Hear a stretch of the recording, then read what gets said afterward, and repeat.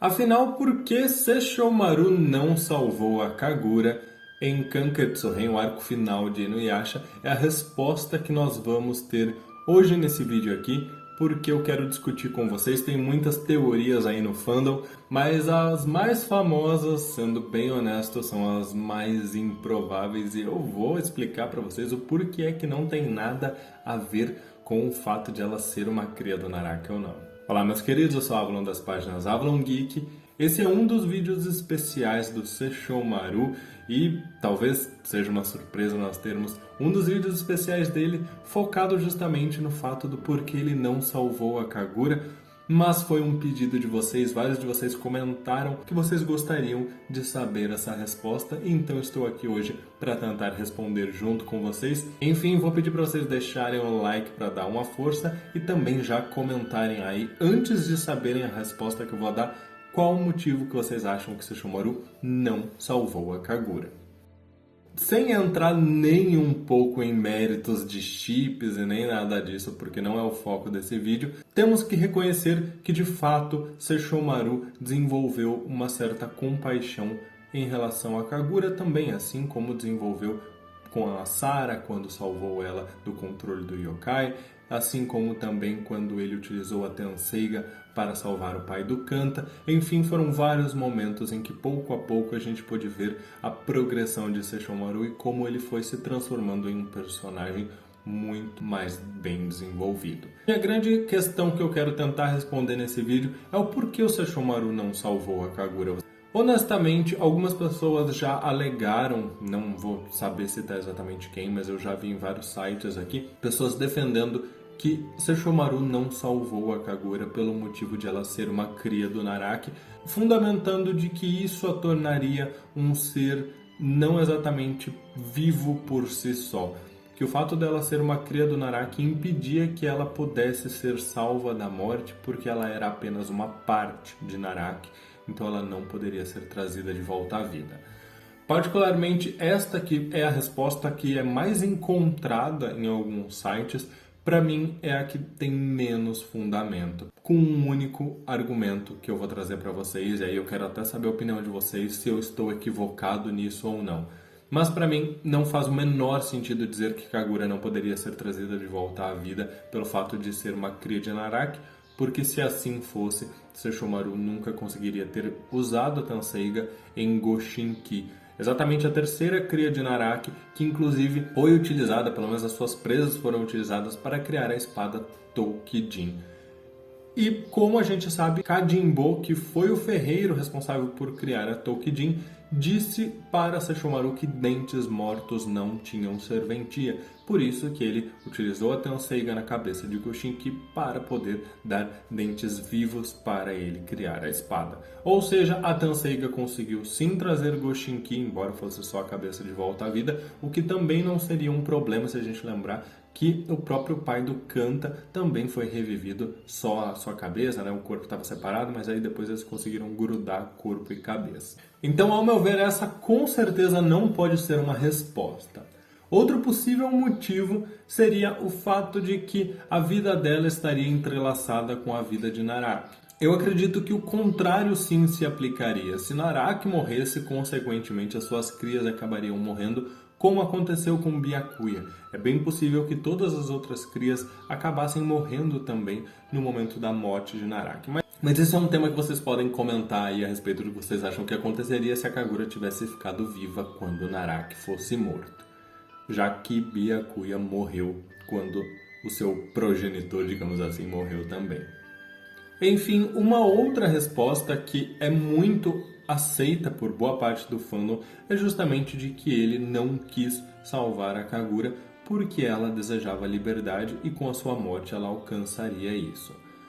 De fato, eu tenho que concordar, quando a gente assiste o episódio legendado, porque infelizmente não tem dublado ainda, fica muito claro pra gente que ela desejava a sua liberdade e que ela não estava triste no momento da morte. Ela queria estar livre. Claro, ela não queria morrer sozinha e isso faz com que ela fique feliz ao morrer, tendo encontrado Sesshomaru antes de partir, mas fica bem claro que ela desejava a liberdade, ela era livre como o vento e ela poderia encontrar essa liberdade mesmo sem aquele corpo físico que era apenas uma carne de Naraki.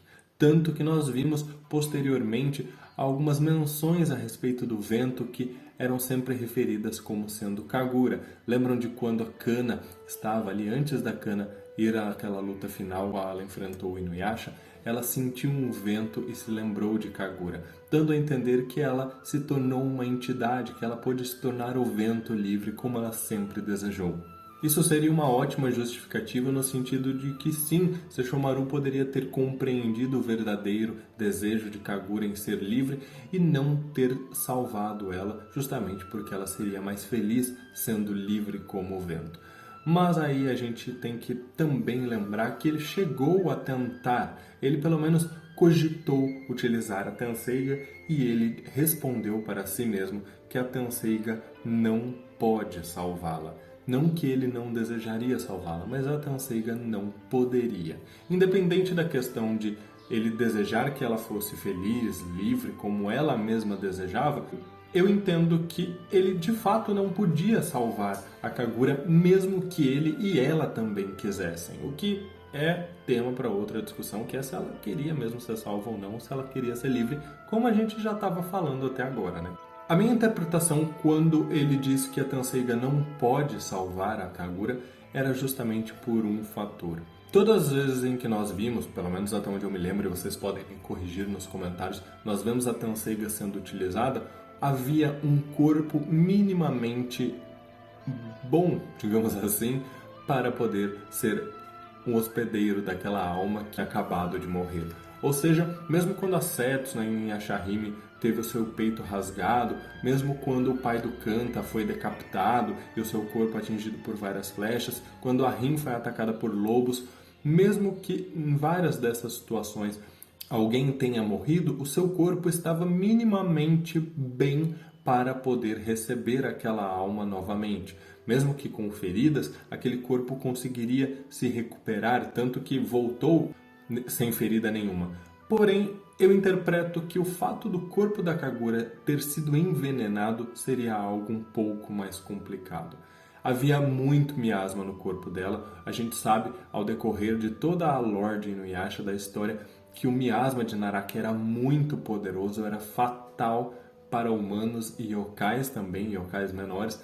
Não seria diferente dentro do corpo da Kagura, tanto que a levou à morte. Mas eu interpreto de que a quantidade de miasma era tanta e era tão intensa que mesmo que Sesshomaru tentasse trazê-la de volta, tentasse salvá-la com a Tenseiga, o corpo permaneceria pútrido. Diferente de alguns ferimentos que se recuperavam à medida que a Tenseiga salvava aquela alma, provavelmente a Tenseiga não seria capaz de retirar o veneno de dentro do corpo da Kagura e seria apenas uma atitude inútil tentar manter a vida dentro de um corpo envenenado que viria novamente a desfalecer.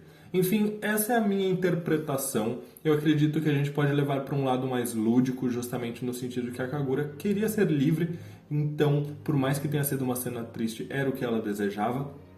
Ao mesmo tempo que eu interpreto que a Tenseiga não possui condições de salvar a alma, salvar uma vida de um corpo envenenado, porque o veneno voltaria a matar aquele ser. Então pode ser essa a resposta pelas quais a Tenseiga não foi capaz de trazer Kagura de volta à vida. Eu quero saber a opinião de vocês. Vocês concordam? Vocês discordam? Porque esta foi uma das grandes dúvidas que vocês me mandaram. Lembrando que de vídeos de Sesshomaru, os 4 do campeão da nossa gincana, nós já tivemos um verdadeiro dossiê sobre o personagem. Tem vídeo sobre Sesshirin, a história do casal. E o último vídeo que ainda está em aberto, eu quero saber a opinião de vocês. Alguns de vocês me pediram para falar um pouco sobre a infância do Sesshomaru, mas a gente não tem muitas informações a não ser uma arte feita por Hisako Sato. Então eu quero saber a opinião de vocês nos comentários. Qual o último vídeo de Sesshomaru vocês gostariam de ver aqui no canal? Muito obrigado por tudo, um grande abraço e até mais!